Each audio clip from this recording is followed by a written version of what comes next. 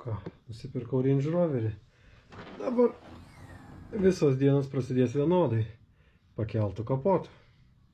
Šiandien reikės keisti variklio tepalą. Tuo pačiu reiks keisti tepalo filtrą, oro filtrą, alsuoklį, kuris čia slepiasi po plasmasėmis, na ir žinoma kuro filtrą, kuris gali būti, kad neaišku kada keistas, bet tikrai senai.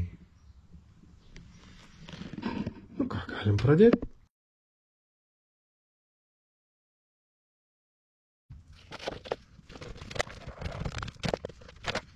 Ką, oro filtras ne pats švariausias, bet svarbu yra. Čia yra mūsų alsuoklis. Labai sunku, kai nesu niekada su dizeliniu varikliu nieko daręs, ypač šituo viskas nauja. Tai tempas labai lėtas.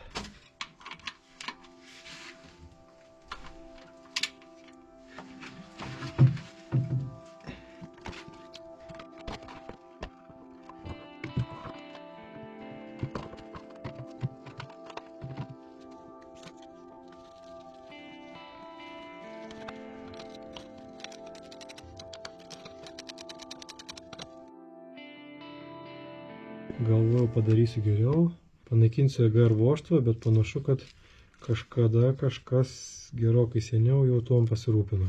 Tik uždėtas toksai daug labiau apgaunantis EGR užkišimas. Yra ir vakuumą kur pajungti, yra kur išmetimą pajungti, bet jie niekur nesijungia. Nu ką, teks dėti šitą atgal, užkišimo rinkinį, kur nusipirkau, reiks bandyti pardavinėti per skelbimus. Gal kažkam dar prireiks, gal dar yra šitų 3 litrų variklių, kurie nėra su užkištais EGR-ais. Sugalvojau vis tik nusimti į siurbimo kolektorių, pažiūrėti, ar nėra kokių nors patrūkinėjusių vakuumo žarnelių. Ir panašu, kad labai gerai sugalvojau, nes vieną atšokus, kitą čia irgi bleizgyvė pratrūkus. Ir dar yra šitokia prie tepalo filtrą, kuri panašu, jog iš vis nepajungta. Gerai būtų, kad žinočiau, kur jį turi eiti. Ar čia atsikvėpimas, ar čia vakuumas. Neįsivaizduoju. Reiks bandyti internete žiūrėti. Visiškai nepažįstu šitų variklio. Nu, daugiau viskas atrodo pusė bėdos. Aišku, kaip priklauso dyzeliui, viskas prikepia, prišutė. Nu, bet važiuos. Dėl tiek tai tikrai važiuos. O dabar pasikeisti vakuumo žarnelės ir viską galima bus rinkti atgal.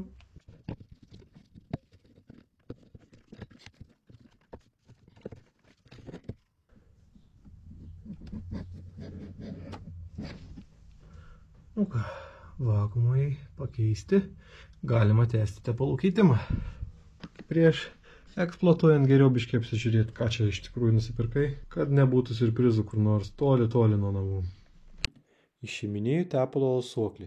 Tikrai nepamaišys ir jį pakeisti. Alsuoklis su dangteliu nuimti. Dabar reikia tik pakeisti tą filtriuką, kuris atrodo labai simpatiškai. Filtras pakeistas, tarpinės naujos sudėtos, pravalyta. Galima pradėti surinkinėti. Čia bus turbūt pats ilgiausias tepalų keitimas, kokie sudaręs.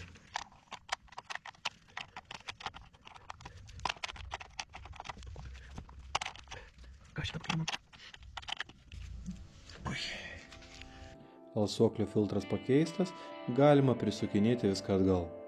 Ir uždėti į siurbimo kolektorių atgal, kol neįkrito koks varžtas į įsiurbimą.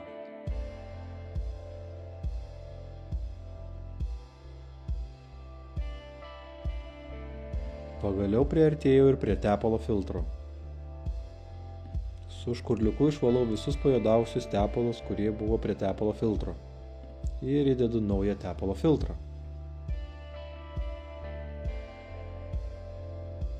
Oro filtras labai senai keistas. Su naujoju turėtų daug lengviau kvėpuoti. Oro filtro dėžės dangtis labai sunkiai užsideda. Gal tik iš kokio 3 karto pavyko tinkamai jį įspausti į savo vietą.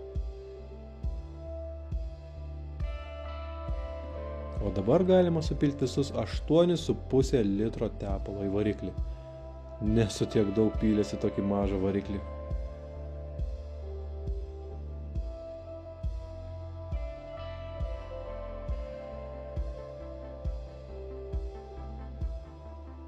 Būtinai pakeisiu ir dyzelio filtrą. Senasis atrodo taip, lyg skaičiuotų 10 metų šitoj mašinai.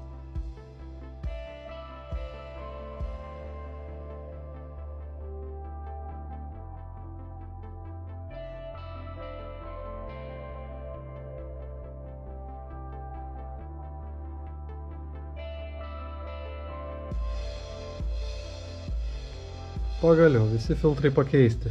Tai yra alsuoklio filtras, tepalo filtras, dyzelio filtras, oro filtras pakeisti. EGR išimti nereikėjo, kažkas prieš tai padarė. Toliau pora vakuumo žarnelių pakeista. Naujas tepalas įpiltas. Reikia pažiūrėti, ar po tiek darbų dar kursis. Tikėkime geriausia. Galima girdėti, kaip porinasi dyzelio filtras.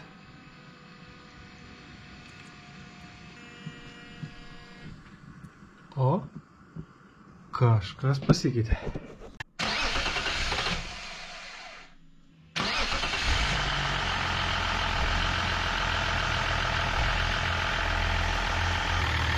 Užsipūrė.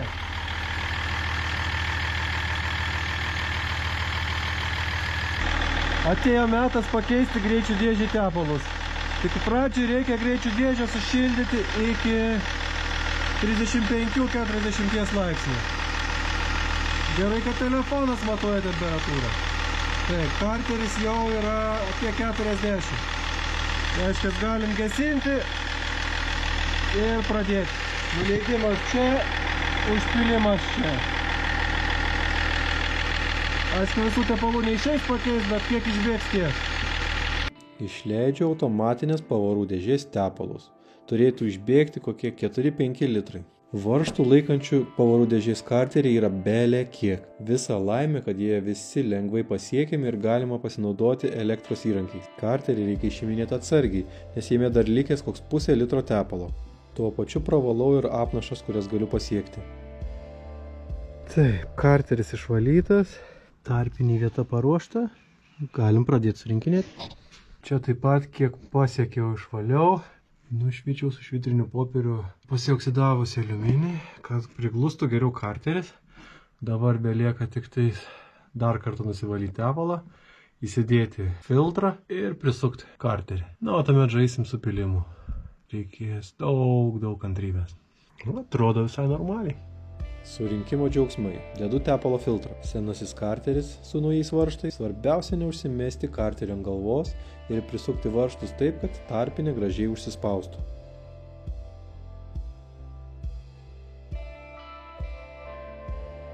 O dabar prasideda ilgas ir sunkus automatinės pavarų dėžės tepalų pilimas, kurių reikia supilti kokius 5 ar 6 litrus. Pasižiūrėsim, kiek sutilps. Į karterį tilpo 5 litrai, o tuomet atėjo laikas užkurti variklį ir prabėgti pro visas greičių dėžės padėtis. Nu ką, liko paskutinis dapilimas. Karteris 35 laipsnių temperatūros, reiškia, galim dapilti arba nupilti ir bus viskas tepalų keitimu. Sušilus greičių dėžį, prabėgus dar kartelį pro visas jos padėtis ir su užkurtu varikliu įpilu paskutinį litrą tepalo.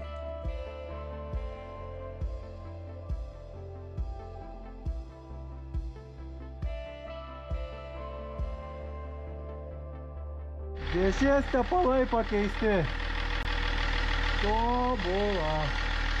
Dabar liko tik tais priekinis diferencialas, perdavimo dėžė ir galinis diferencialas. Bet jau šiandien užteks. Reikia lysti iš tos duobės. Vis dar duobėjai ir toliau tęsiu tepalų keitimus. Dabar atėjo laikas perdavimo dėžiai, kuri yra NV255, beros turėtų ją susipilti apie litrą tepalo. Tai pradžiai bandysim atsukti pripilimą, tada pilimą. Jeigu abu atsisuka, išleidžiam tepalą Pripilam naują ir užsukam.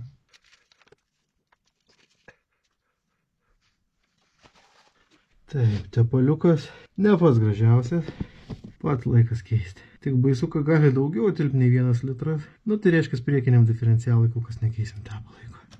Jeigu čia kokie 2 litrai subėgs į vidų, spalva žavingai juoda. Šie tepalai nematė šviesos gal kokį 20 metų. Pilu tepalą į perdavimo dėžę.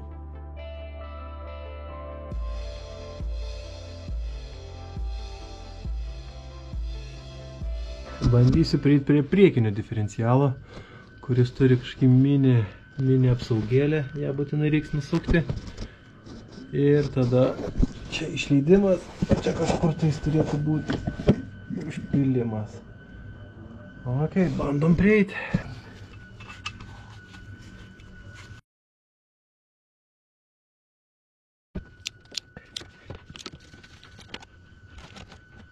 Priekį labai mažai tepalo. Ir visai gerai atrodo jisai. Nors pažiūrėjus, kaip čia atrodo, tai gal ir nieko gero.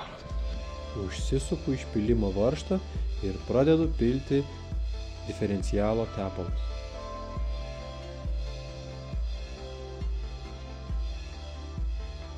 Na ir paskutinis diferencialas. Čia įpilimo anga, čia išpilimo anga. Dokumentacija rašo, kad reikia supilti lygiai 1 litrą. Aš turiu taip pat lygiai 1 litrą. Jeigu reiks daugiau, bus reikalų. Na ir išspausti visą litrą iš to buteliuko šitoj vietoj nebus labai patogu, bet bandysim. Pradžiai, aišku, pradėsim nuo įpilimo angos.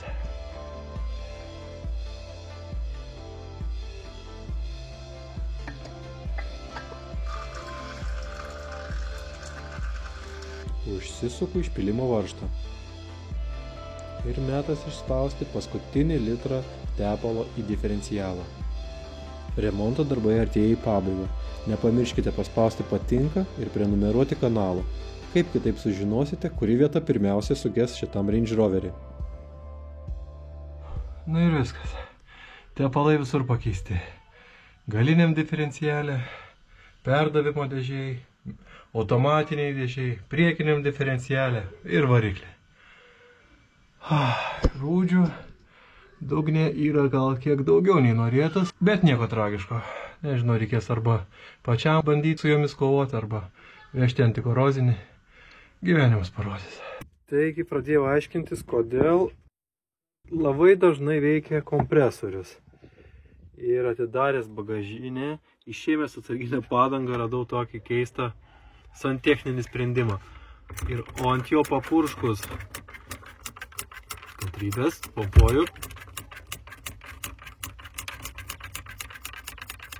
Ir papurškus ant jo vandens su burbulais matosi, kad smarkiai leidžia orą. Šitą problemą reikia būtinai spręsti. Geriausia būtų pakeisti tai, kas čia buvo originaliai dėta, bet bent jau šiam kartui pabandysiu perpakuoti tefloną, kad nustotų leisti orą.